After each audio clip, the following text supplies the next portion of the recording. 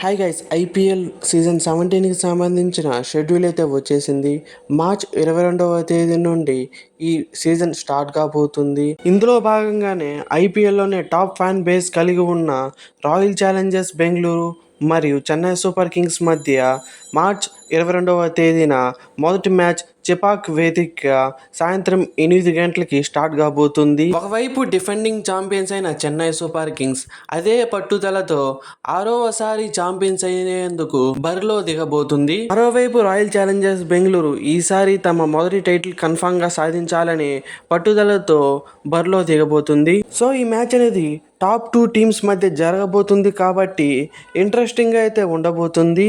So ఈ వీడియోలో ఈ మ్యాచ్కి సంబంధించిన డీటెయిల్స్ మరియు ఇరు జట్ల ఒక ప్లేయింగ్ 11 ఏ విధంగా ఉండబోతుంది అనేది ఈ వీడియోలో ఫుల్ డీటెయిల్గా తెలుసుకుందాం. సో ఈ వీడియో స్కిప్ చేయకుండా ఎండ్ వరకు చూసేందుకు ట్రై చేయండి. ఈ మ్యాచ్ అనేది చెన్నై ఒక హోమ్ గ్రౌండ్ అయిన చిదంబరం స్టేడియంలో జరగబోతుంది కాబట్టి ఈ గ్రౌండ్ యొక్క స్టాట్స్ ఒకసారి చూసుకుంటే ఇప్పటి వరకు ఈ గ్రౌండ్లో మొత్తం 76 మ్యాచ్లు జరగగా అందులో మొదటగా బ్యాటింగ్ చేసిన టీమ్స్ అనేవి 46 సార్లు గెలిచాయి. చేసిన టీమ్స్ 30 సార్లు గెలిచాయి.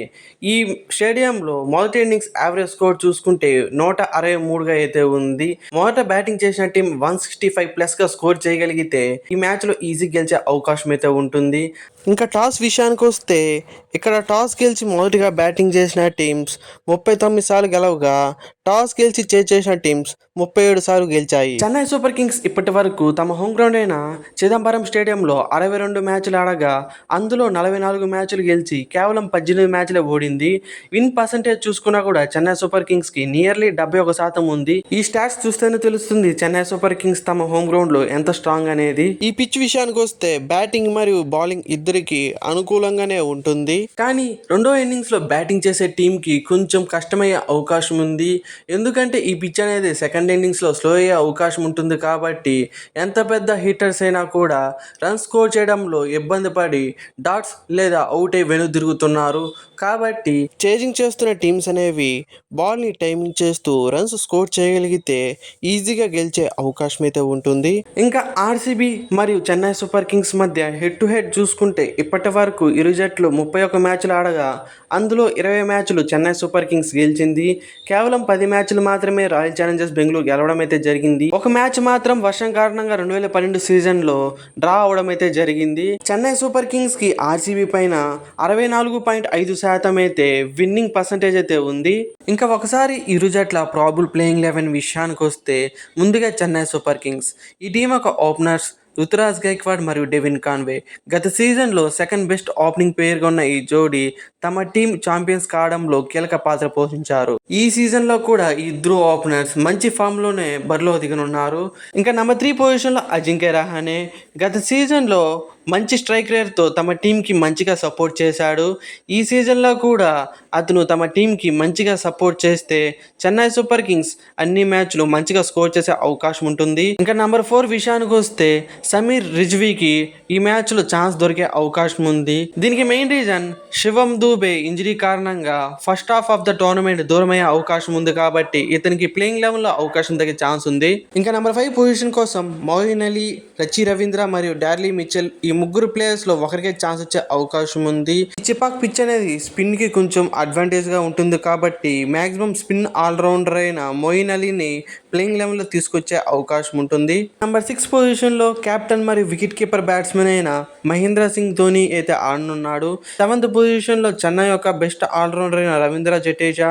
నెంబర్ 8 పొజిషన్ లో శార్దుల్ ఠాగూర్ గతంలో చెన్నై తరపున ఆడుతున్నప్పుడు ధోని కెప్టెన్సీలో మంచిగా రాణించాడు. కానీ రీసెంట్గా గత 3-4 సీజన్లుగా అంత మంచిగా రాణించలేకపోయాడు. కానీ తిరిగి మళ్ళీ చెన్నైలోకి రావడంతో ఈ సీజన్లో ధోని కెప్టెన్సీలో శార్దుల్ ఠాగూర్ మంచిగా రాణించే అవకాశం ఉంది. ఇంకా నెంబర్ 9 పొజిషన్లో చెన్నై యొక్క మెయిన్ బౌలర్ అయిన దీపక్ చాహర్ని అయితే ఆడనున్నాడు. అండ్ 10th పొజిషన్లో చెన్నై సూపర్ కింగ్స్ ఒక మెయిన్ స్పిన్ బౌలర్ అయిన మహిషా దీక్షాకి అయితే ఛాన్స్ దొరుకుతుంది. అండ్ 11th పొజిషన్లో మతీషా పతిరానాకి ఛాన్స్ దొరికే అవకాశం ఉంది. గత సీజన్లో మతీషా పతిరానా మంచిగా రాణించాడు.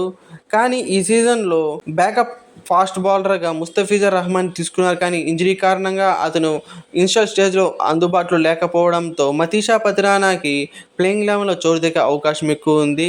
ఇంకా ఇంపాక్ట్ ప్లేయర్ విషయానికి వస్తే మ్యాక్సిమం ఎక్స్ట్రా ఫాస్ట్ బౌలర్గా తుషార్ దేశ్పాండేని తీసుకునే అవకాశం ఉంది.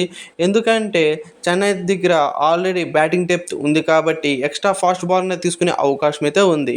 ఇంకా ఆర్సీబీ యొక్క ప్లేయింగ్ 11 విషయానికి వస్తే గత సీజన్లో టాప్ ఓపెనింగ్ ప్లేయర్ అయిన విరాట్ కోహ్లీ మరియు ఫాఫ్ డు ప్లెసిస్ అయితే ఓపెనర్స్గా బరిలో దిగుతారు. ప్రజెంట్ ఈ ఇద్దరు ప్లేయర్స్ మంచి ఫామ్లో అయితే ఉన్నారు.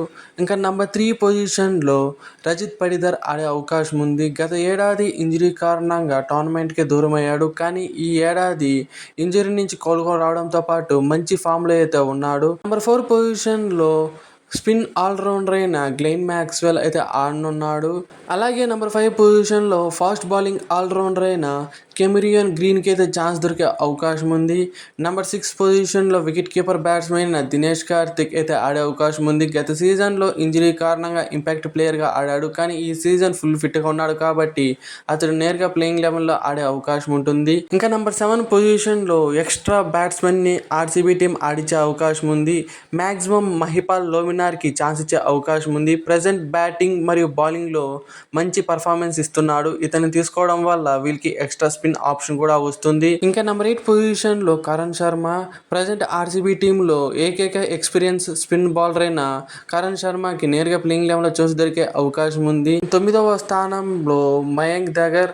చిపాక్ పిచ్ అనేది కొంచెం స్పిన్నర్స్కి అనుకూలంగా ఉంటుంది కాబట్టి సెకండ్ స్పిన్నర్ని ఆర్సీబీ టీం ఖచ్చితంగా ప్లేయింగ్ 11లో తీసుకునే అవకాశం ఉంది. 10వ స్థానంలో ప్రజెంట్ మంచి పర్ఫార్మెన్స్ ఇస్తున్న లాకీ ఫర్గ్యూసన్ని ప్లేయింగ్ 11లో తీసుకొచ్చే అవకాశం ఉంది. ఇంకా 11వ స్థానంలో ఆర్సీబీ యొక్క మెయిన్ ఫాస్ట్ బౌలర్ అయిన మహమ్మద్ సిరాజ్ అయితే ఆడనున్నాడు.